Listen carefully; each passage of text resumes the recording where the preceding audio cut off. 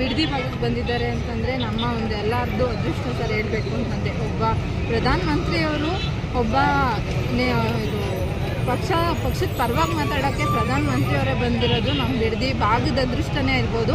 ಅದರಲ್ಲೂ doctor CN Manjunath sir ಅವ್ರು ನಮ್ಮ ಬೆಂಗಳೂರು ಗ್ರಾಮಾಂತರ ನಿಂತಿರೋದೇ ನಮ್ಮ ಅದೃಷ್ಟ. ಅವ್ರು ಏನಾದರೂ ಅವ್ರನ್ನ ನಾವು ಏನೇ ಆಗಲಿ ನಾವು ಗೆಲ್ಲಿಸಲೇಬೇಕು. ಈ ಸಲ ಗೆಲ್ತಾರೆ ಕೂಡ. ಅವ್ರನ್ನು